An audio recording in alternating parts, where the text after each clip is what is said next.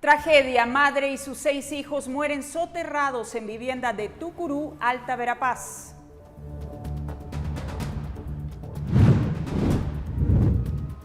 Las lluvias de las últimas horas dejan 10 fallecidos, inundaciones y derrumbes en diferentes puntos del territorio nacional.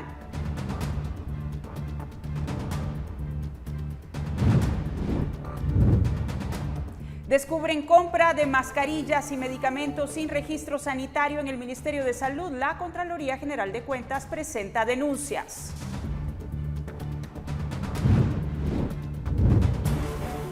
¿Cómo ha sido el regreso de los niños a la escuela? Realizamos un recorrido y tenemos testimonios de maestros y directores de diferentes establecimientos educativos. La viruela del mono llega a Latinoamérica, confirman casos en México y Argentina, mientras en Francia reportan 16 contagios.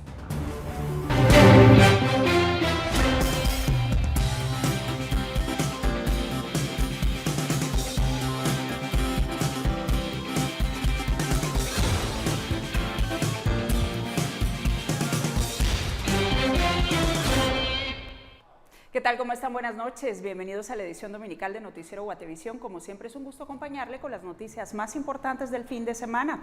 Ticalia Parada está a cargo de la interpretación de lengua de señas. Soy Alejandra Álvarez y rápidamente comenzamos con el detalle de las noticias. Lo hacemos con sucesos. Un terrible incendio consumió un inmueble en la ruta interamericana en Tecpanchi, Maltenango. Los bomberos trabajaron durante varias horas para poder controlar las llamas que por suerte no dejaron heridos. Según los propietarios de la finca que se quemó en su totalidad, las pérdidas materiales ascienden a más de 300,000 quetzales por el momento. Se desconocen las causas del incendio, pero bomberos de varias estaciones apoyaron en la tarea de sofocar las llamas que amenazaban con extenderse.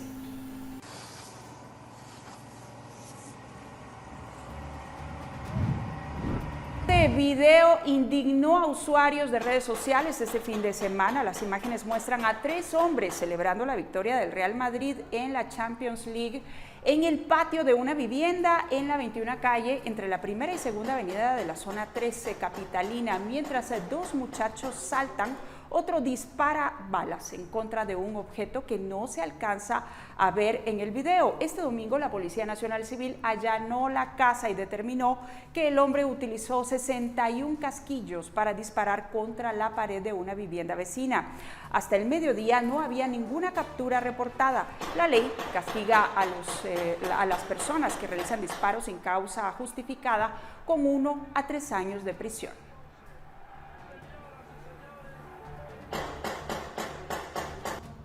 Y la Policía Nacional Civil informó que el sábado en el kilómetro 86 de la ruta CA1 en San José, Acatempa, Jutiapa, agentes capturaron a Henry Alberto Palencia Hernández, de 36 años, quien conducía un automóvil donde trasladaba a una persona. El acompañante fue identificado como Carlos Eduardo García Ramos, de nacionalidad salvadoreña, a quien se le observó varios tatuajes en diferentes partes del cuerpo y fue identificado como integrante de la Mara 18.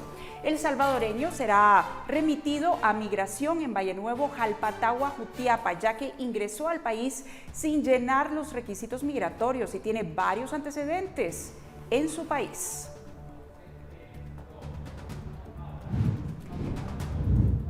Y los bomberos voluntarios y un grupo de agentes de la Policía Nacional Civil localizaron este domingo 2 cadáveres enterrados en bolsas plásticas en un terreno baldío en el asentamiento Luz de Cristo. Esto es en la zona 12 de Villanueva. Hasta el momento, el Instituto Nacional de Ciencias Forenses, INACIF, no ha confirmado la identidad de los cuerpos.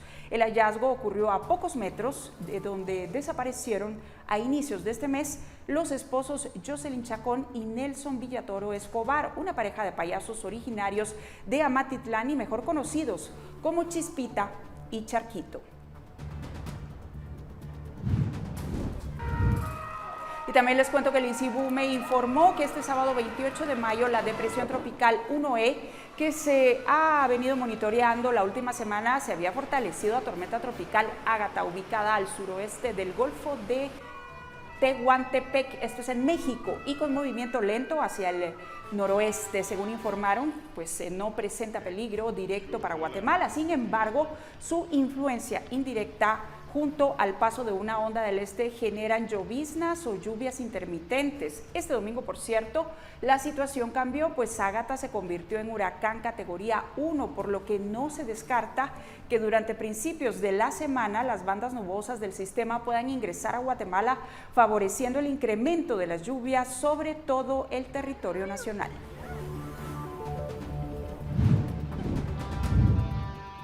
Y precisamente por esta tormenta, el territorio nacional registró varios daños este fin de semana, en especial el sábado. De acuerdo con la Conred de la capital, hubo inundaciones en casi todas las zonas, 1, 2, 3, 4, 6, 9, 10, 11, 12, 13 y 14. La que se registró en la avenida Hincapié, en la zona 13, provocó colapso de los drenajes municipales. En la sexta avenida de la zona 10, un árbol cayó debido a los fuertes vientos. Además de la capital, hubo precipitaciones fuertes e inundaciones en Villanueva, Río Hondo, en Zacapa y Chiquimulilla, Santa Rosa. Y vean estas imágenes, en Amatitlán 2 mujeres cayeron en un tragante descubierto debido a que fueron arrastradas por una correntada de agua provocada por las fuertes lluvias en el sector. Un grupo de agentes de la Policía Nacional Civil que cubría el área escuchó los gritos de auxilio y rescató a ambas mujeres de una posible muerte por ahogamiento. El hecho ocurrió en la Cuesta del Paraíso alrededor de las 6 de la tarde de este sábado. Y las fuertes lluvias de este sábado provocaron el desbordamiento del río Los Esclavos, causando inundaciones en la aldea El Chapetón. Esto es en Chiquimulilla, Santa Rosa. Varias viviendas quedaron rodeadas de agua y lodo, mientras que los pobladores tuvieron que cubrir sus pertenencias para no perderlas. Hasta el momento no se tiene información si hay familias que evacuaron el área, pero se confirmó que el alcalde municipal y el primer concejal coordinaron la apertura de la Bocabarra.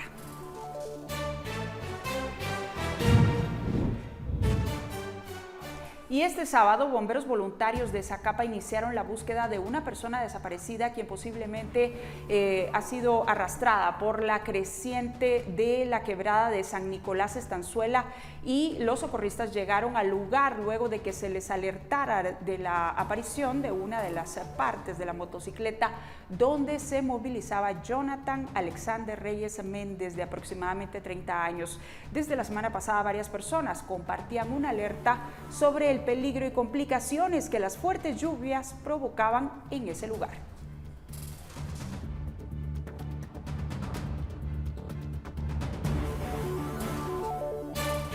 Y bueno, este fin de semana ha sido de tragedia. Las lluvias pues enlutaron a una comunidad al norte de nuestro país, donde una madre y sus 6 hijos murieron soterrados el sábado en una vivienda ubicada en Tucurú, Alta Verapaz. El deslave de tierra sucedió la noche del viernes 27 de mayo en el caserío Los Pinos, luego de más de 6 horas de búsqueda efectuada por los cuerpos de socorro y un grupo de vecinos. Los bomberos municipales departamentales recuperaron los cadáveres de una mujer y 6 menores. Las autoridades identificaron a la madre como Agustina Cucputul, de 35 años. Los 6 menores, hijos de Agustina, tenían entre 15 años y 8 meses de edad. El reporte preliminar indica que el padre de familia no se encontraba en la casa al momento del derrumbe. De acuerdo con la Policía Nacional Civil y el Ministerio Público, los cuerpos de los fallecidos fueron trasladados a una morgue temporal. Tras las labores de búsqueda, la Coordinadora Nacional para la Reducción de Desastres, CONRED, informó que realizará una evaluación perimetral del área para determinar el nivel de riesgo. Además, evaluará si es necesario habilitar albergues en la comunidad ante la posibilidad de que ocurran otras emergencias. Esta tragedia es una de las primeras que registra la temporada de lluvias de 2022 en el territorio nacional, que este fin de semana recibió los efectos climáticos indirectos del huracán Ágata, formado en el Océano Pacífico. El 25 de mayo último, una tragedia similar a la de Tucurú ocurrió en Aguacatán, Huehuetenango, donde 3 hermanas de 5, 8 y 13 años murieron de la misma forma. Para Noticiero Guatevisión, Carlos Kestler. Las lluvias Y las lluvias se intensifican y ahora que la tormenta tropical Ágata se ha convertido en huracán categoría 1, las lluvias podrían ser más fuertes en el país, lo que pone en riesgo a comunidades cercanas a ríos por inundaciones o deslaves. Las lluvias de los últimos días ya han causado varios desastres en nuestro país: inundaciones, carreteras afectadas, deslizamiento de tierra, soterrados y varias personas fallecidas. Sin embargo, según el INSIBUME, esta situación podría continuar durante la próxima semana, pues la tormenta tropical podría incrementar las lluvias en todo el territorio nacional. La tormenta tropical Ágata, según informó el INSIBUME este domingo, se fortaleció a huracán categoría 1, desplazándose a una velocidad de 5 kilómetros por hora en dirección a territorio mexicano. Y aunque la velocidad es relativamente baja, no se descartan lluvias más fuertes. ¿Qué podemos esperar para la próxima semana en el territorio nacional? El fin de semana tocará territorio mexicano. Esta tormenta no afectará directamente a Guatemala, pero por la cercanía y el posible paso hacia el Golfo de México podría generar mucho ingreso de humedad al territorio nacional y se podrán seguir presentando lluvias principalmente en horas de la tarde con actividad eléctrica. Los mayores acumulados de lluvia se esperan en las regiones del sur como la Boca Costa y el litoral del Pacífico, esto sobre todo a mediados de la semana. Estas fuertes lluvias podrían seguir generando inundaciones y deslizamientos de tierra que ponen en peligro a familias que viven en zonas de riesgo. Como se pronostica lluvias de carácter fuerte, sí podría presentarse en algunas regiones la precipitación con bastante lluvia en tan poco tiempo. Esto provoca inconvenientes como lo es algunos deslizamientos, incluso inundaciones, caídas de roca o lajares en la cadena volcánica. Según los datos actualizados de la CONRED, hasta este domingo las lluvias han dejado 216.976 personas afectadas, 563 damnificadas y 1.362 personas evacuadas. Hay aún 186 personas en riesgo, han resultado 3 personas heridas y lamentablemente 10 personas han perdido la vida. Hay 112 viviendas con daños leves, 431 con daños moderado, 20 con daños severos, 37 carreteras afectadas, 4 puentes afectados y 1 destruido. Para Noticiero Guatevisión, Paula Osaeta y Roberto López. Más de 3.100 millones de quetzales recetados al Ministerio de Comunicaciones. Más de 100 proyectos elegidos por quién. ¿Se priorizaron proyectos o simplemente se despilfarró el dinero? Reporte especial. Reporte especial. La ruta de los millones. Lunes, 9 de la noche, solo por Noticiero Guatevisión.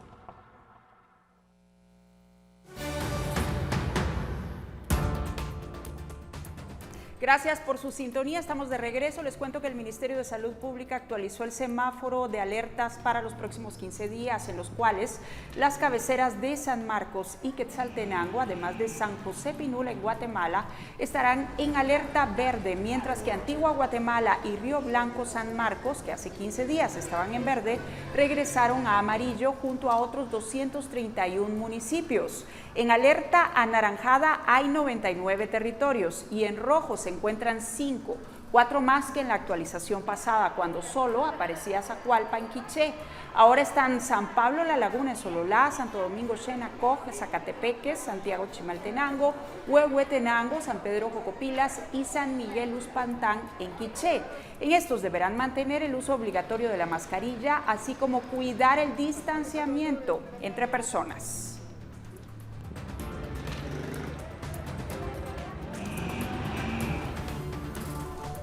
Y vea usted lo que le voy a contar a continuación. Entre el jueves y el viernes le presentamos una serie de irregularidades que la Contraloría General de Cuentas detectó en el Ministerio de Salud Pública.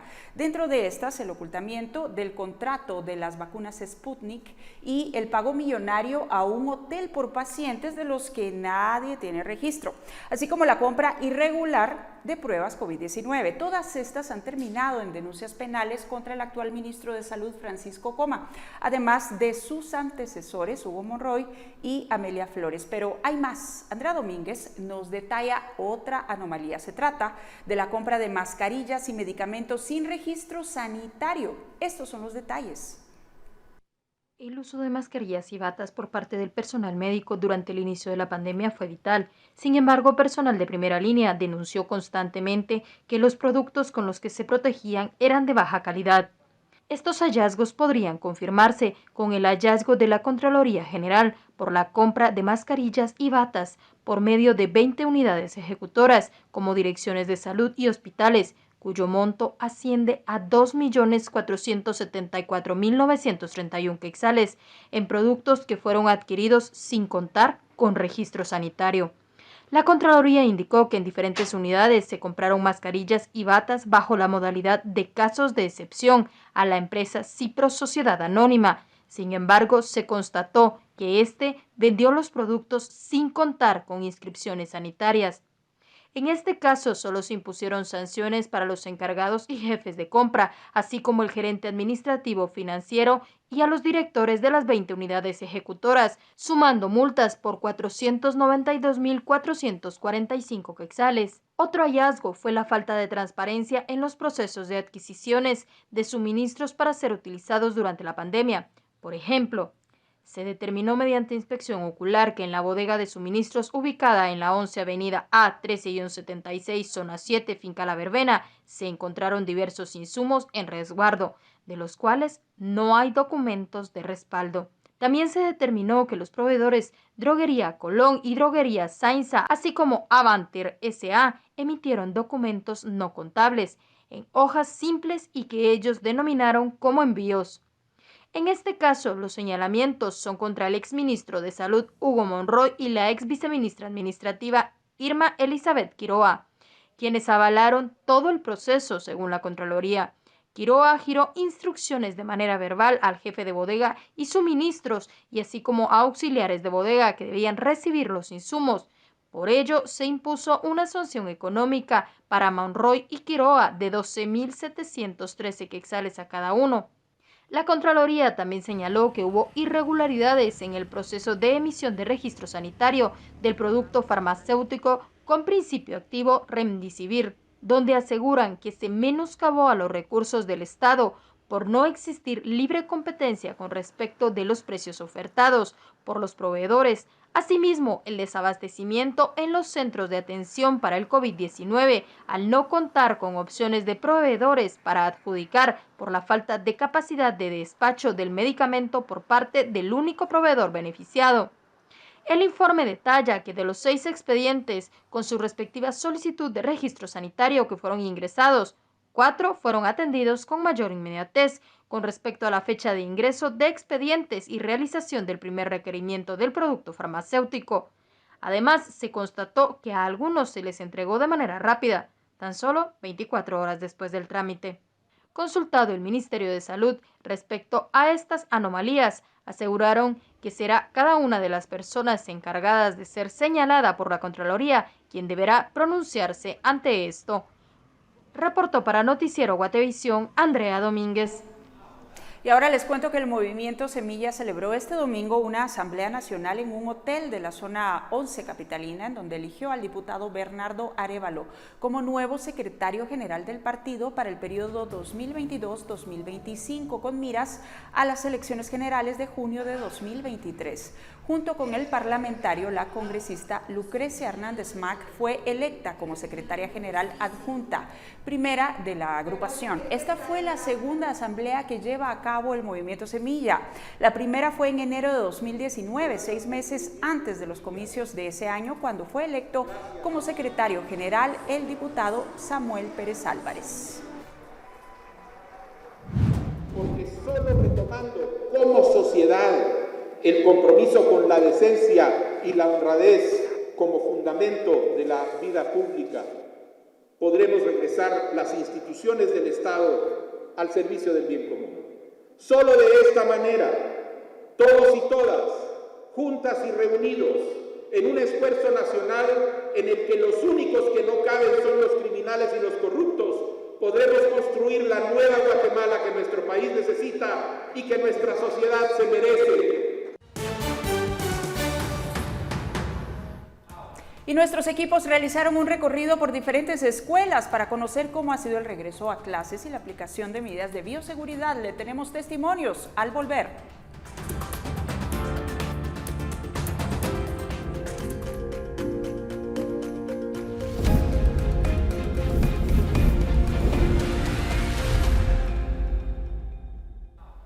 ¿Cómo ha sido el retorno a clases de los niños? Nuestros equipos realizaron un recorrido y estos son los testimonios de maestros y directores de escuelas. Estamos llegando a la mitad del año y los niños asisten a la escuela por grupos en un ciclo escolar que no se ha normalizado. El impacto de la pandemia todavía se siente. Nuestros equipos realizaron un recorrido por diferentes escuelas para conocer la opinión de directores y maestros y estos son sus testimonios. Por el momento estamos siempre con todas las medidas de seguridad. Por ejemplo, ellos están siempre en burbujas, ¿verdad? Siempre, siempre. Nosotros ahorita, lo que es el señor presidente ya dejó a criterio, ¿verdad? De que podían, pues la persona, ¿verdad? Usar la mascarilla dependiendo, ¿verdad? Pero nosotros con los niños siempre las estamos usando. Nosotros les decimos a los niños de que siempre ellos tienen que venir con sus medidas de seguridad. Estamos trabajando con burbujas, como lo dijo al principio, ¿verdad? Porque también corremos el riesgo de que no todos los niños están vacunados, ni todas las familias de nuestra comunidad están vacunadas. Porque también hay que saber que hay padres de familia que son antivacunas. Aunque nosotros estemos insistiendo. A principios de marzo ya empezamos ya en burbujas con ellos, por grupitos. Como les decía, ¿verdad? Hay compañeros que están trabajando por grupos. Por ejemplo, tenemos compañeros que tienen 2 días trabajando un grupo, otros 2 días con otro grupo, un día por casos especiales, ¿verdad? Porque tenemos también con adecuación curricular y también hay otros compañeros que están trabajando por semana. Tienen un grupo por semana, otro grupo la otra semana y así. La adaptación de los menores no ha sido fácil. Los maestros notaron cambios de conducta. Pues a un principio, ¿verdad? Ya de 2 años casi de no venir, los niños venían algo asustaditos, ¿verdad? Porque no sé qué les decían en la casa, ¿verdad? Por esta situación de la pandemia. Pero ya ahora, ya gracias a Dios, los niños ya están volviendo a la normalidad y ya ellos se sienten felices, ya, porque a un principio ni platicaban, ahora ya están más tranquilos, ¿verdad? Y así creo yo que vamos a seguir, ¿verdad? Si primero Dios se quita esta. Pues los niños felices, y felices porque acá, como no hay muchos alumnos, entonces hay una poquita mejor atención. Aparte de eso, sí nos venimos a encontrar de que sí en conocimiento sí están bastante bajo, porque como que les hacían las tareas o los ayudaban mucho. Entonces aquí les está costando un poquito, pero como de Semana Santa para acá ya, como que ya agarraron el ritmo, como que ya, porque cuando vinieron sí estaban como desconectados. Que ha sido un poquito difícil, puesto que hay algunos niños que han venido muy tímidos, con dificultades ahí volví a la escuela y quién será mi maestra, ¿verdad? Y como le decía, nuestra población es un poco pequeña. En el segundo semestre del año esperan recibir a más niños en una modalidad continua para fortalecer el nivel de aprendizaje y de alguna manera recuperar la enseñanza rezagada en estos 2 años. Estamos ya subiendo el total de alumnos, ¿verdad? Por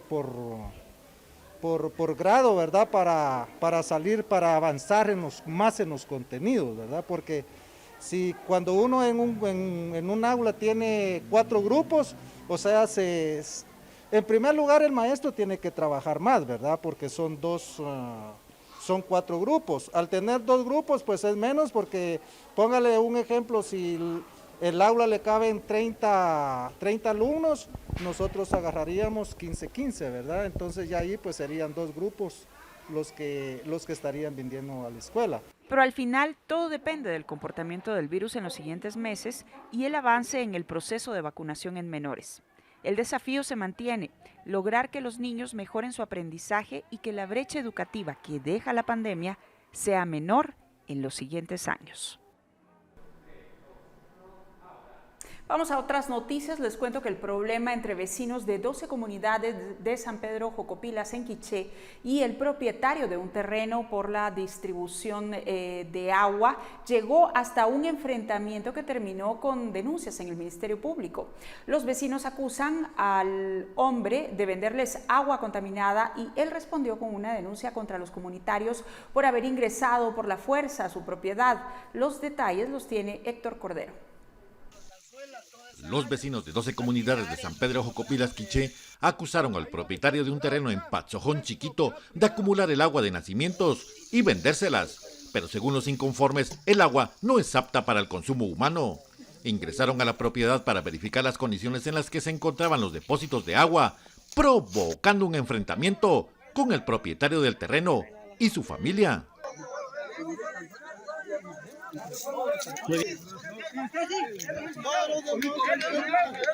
Son 12 comunidades las que están afectadas por un vecino que acaparó un río, acaparó unos nacimientos que vienen de otros lados y él hizo un tanque para luego vender el agua. Lo vende caro, no solo caro, sino también hay sospechas de que el agua está contaminada con heces. Los vecinos sostienen que el agua no es propiedad de nadie y la necesitan para vivir e insisten en que el río no le pertenece al hombre, mientras el propietario del terreno presentó una denuncia en contra de los comunitarios. Echátelo a la espalda y llévatelo. ¿Por dónde entraste? Echalo, pues. ¿Por dónde ahí donde estás parado, mira, es propiedad privada. ¿Entendés? ¿Oíste, no? ¿O sos animal? ¿No entendés? Para la próxima semana están programadas audiencias en el Ministerio Público para dilucidar el problema. Para Noticiero Guatevisión reportó Héctor Cordero. Y la viruela del mono ya está en Latinoamérica y se propaga por diferentes países. Le tenemos más detalles al volver.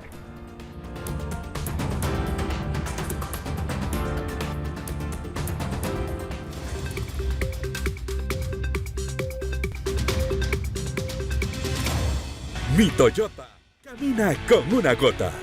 Toyota Yaris Hatchback. 96 cuotas de 1,695 quetzales. PBX 1705. 80 años. Cofiño Style. Seguimos con más noticias. Les cuento, la viruela del mono ya está en Latinoamérica. Este fin de semana se confirmó el primer caso en México, mientras el viernes se confirmó el primer caso en Argentina.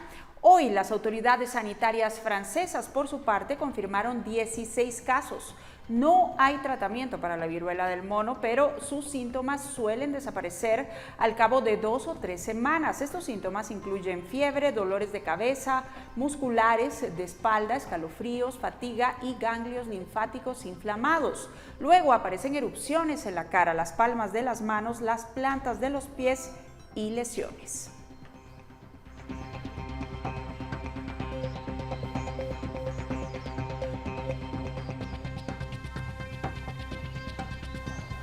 Y las lluvias torrenciales que azotan desde hace días la región metropolitana de Recife en el noreste de Brasil han provocado más de 81 muertos y se estima que hay decenas de desaparecidos. Imágenes difundidas hoy por la alcaldía muestran a los rescatistas ayudados por voluntarios retirando escombros y buscando desaparecidos en medio de una gran destrucción. El temporal causó deslizamiento de tierras en cerros, desbordes de ríos y grandes torrentes de lodo que arrasaron con todo a su paso. Unas 4,000 personas se han quedado sin hogar, según las autoridades, y más de 500 están desplazadas.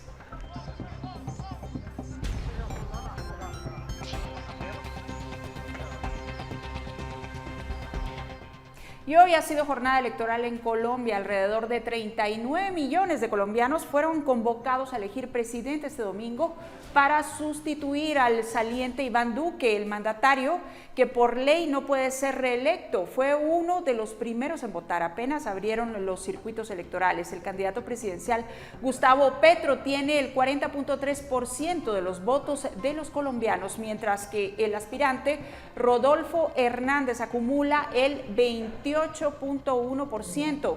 Ellos irán a segunda vuelta el próximo 19 de junio. Con esos resultados, los colombianos propinaron un castigo inédito a los partidos tradicionales y especialmente a la derecha, que por primera vez quedó relegada de la disputa por la presidencia.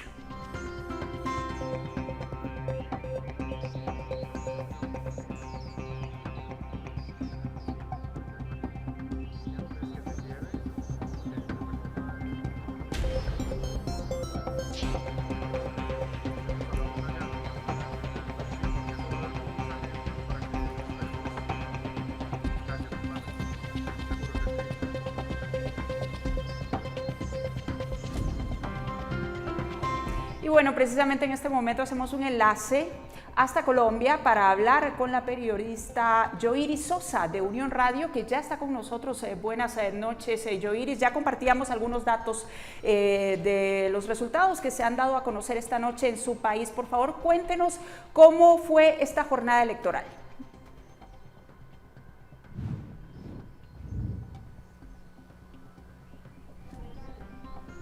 Hola, Yoiris, buenas noches.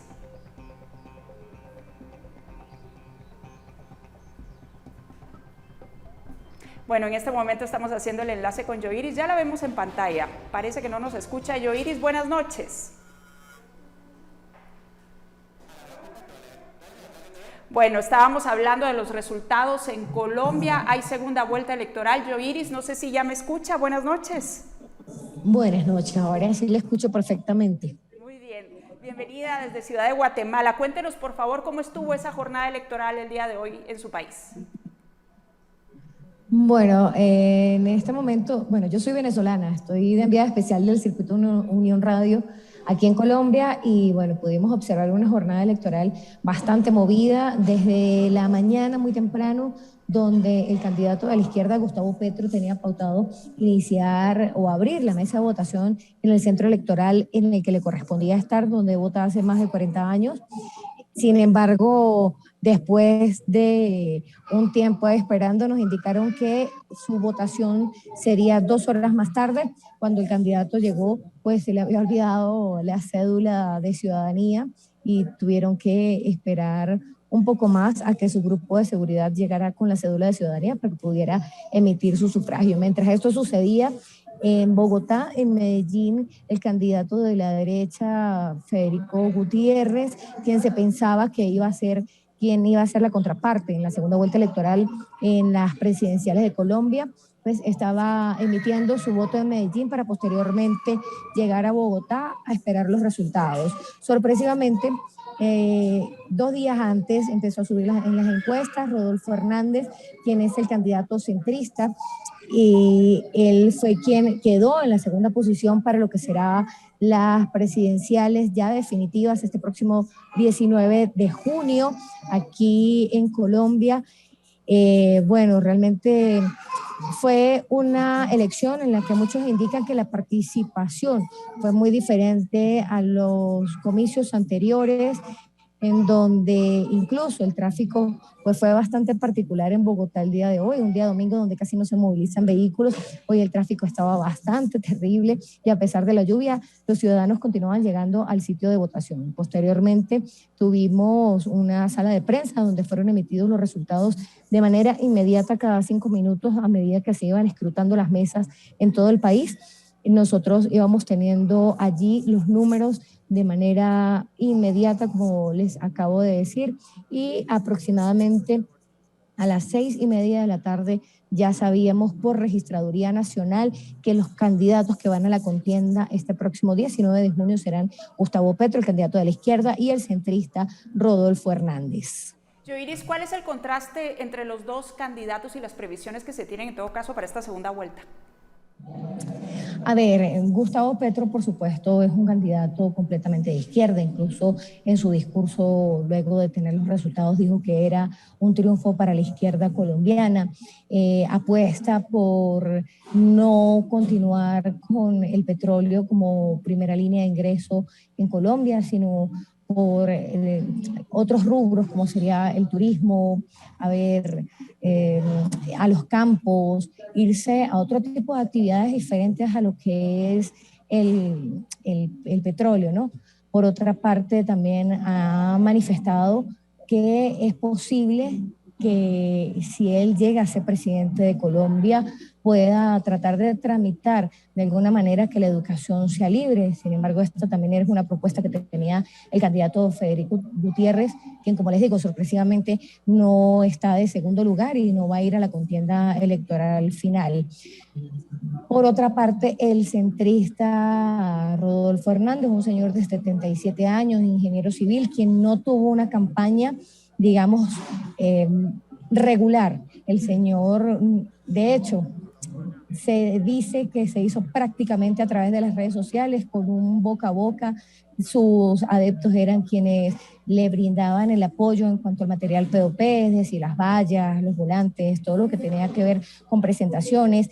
En los últimos debates, él mismo indicó que no iba a asistir a los debates porque le parecía que era una payasada. Por lo tanto, no asistió a los debates presidenciales. En principio esto le jugó en contra, finalmente siguió yendo a los medios de comunicación de manera individual, hablando sobre la corrupción. Su base es la anticorrupción y esto quizá le ayudó un poco porque realmente la diferencia, digamos que fue mínima entre el candidato Federico Gutiérrez y el candidato Rodolfo Hernández. Él tiene cierta tendencia también a lo que es el izquierdismo, aunque es de centro izquierda.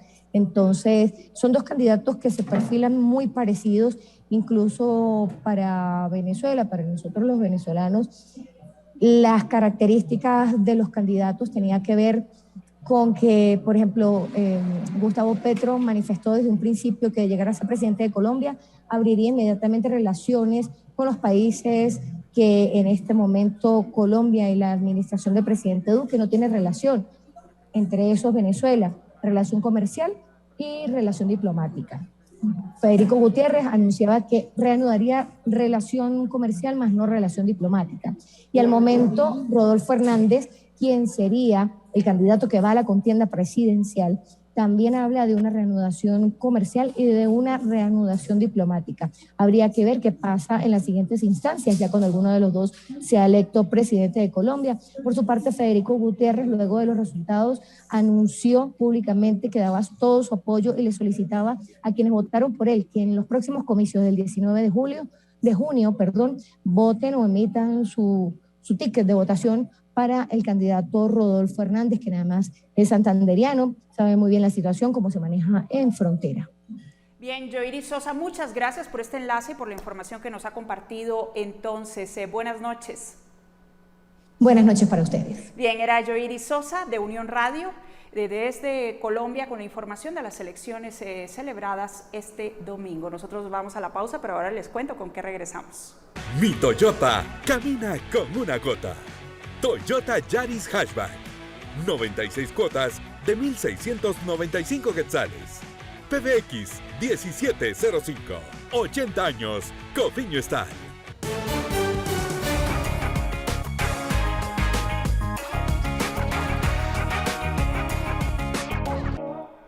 Bien, rápidamente les cuento que del 26 al 29 de mayo Guatemala fue el epicentro del Festival Centroamérica Cuenta, una fiesta que convocó a más de 40 autores en las áreas de literatura y ciencias sociales de Iberoamérica, quienes conversaron sobre la importancia de las narrativas en los géneros literarios más populares como novela, poesía y cuento, pero también en el periodismo, el cine y la política. 2022 supuso un nuevo capítulo en la historia de Centroamérica Cuenta, ya que regresó a las actividades presenciales.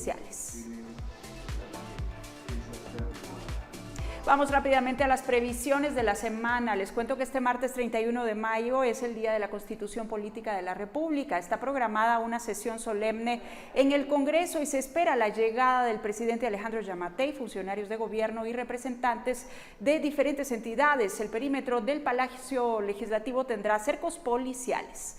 Por otro lado, hay información relacionada con la Cumbre de las Américas, y es que a una semana de que se celebre esta actividad todavía no hay confirmación de la asistencia del presidente de la República, Alejandro Yamatei. Mientras tanto, solo se conoce que una delegación encabezada por el ministro de Relaciones Exteriores, Mario Bucaro, estaría representando al país. Este es uno de los temas que se tendrá que confirmar esta semana, en un momento en el que diferentes acontecimientos han puesto a la vista aparentes diferencias entre el presidente de Guatemala y Estados Unidos. Y NowFest es el nombre del primer foro regional virtual diseñado por jóvenes de Latinoamérica y el Caribe, que se realizará de forma virtual del 10 al 22 de junio. En este evento participarán más de 50,000 jóvenes de 26 países en edades de 16 a 25 años. De Guatemala se espera tener a 5,000 jóvenes. La idea es que en estos días puedan saber cómo llevar a cabo su propio negocio y cómo incorporarse en el sector laboral del país. Hay más de 7,000 productores a nivel nacional y generan un impacto a nivel de producción, por supuesto, de diferentes sectores. Y también en estos días se espera que el Ministerio de Finanzas y la Superintendencia de Administración Tributaria presenten con la Cámara de Industria las perspectivas económicas para lo que resta del año. ¿Cuáles son los avances y desafíos para el país en el contexto financiero y su impacto en los diferentes sectores productivos? Mientras que el Ministerio de Economía presentará su plan de trabajo con la Fundación para el Desarrollo. Y este 31 de mayo entra en vigencia el subsidio a los combustibles, por lo que se espera un aumento en la demanda del producto, mayor carga vehicular y una posible congelación de precios del pasaje urbano que se podría ver a partir del 1 de junio. Y es así como llegamos al final de la edición dominical de Noticiero Guatevisión. Muchísimas gracias por su sintonía. Nos despedimos recordándole que esta semana se esperan más lluvias por la influencia del huracán Ágata, por lo menos hasta el día martes, así que tome sus precauciones. Recuerde que el tránsito en la ciudad de Guatemala se complica. Los cuerpos de socorro se encuentran en alerta, así que mucha precaución, de nuevo le digo. Nosotros les mantendremos informados. Buenas noches, que descansen.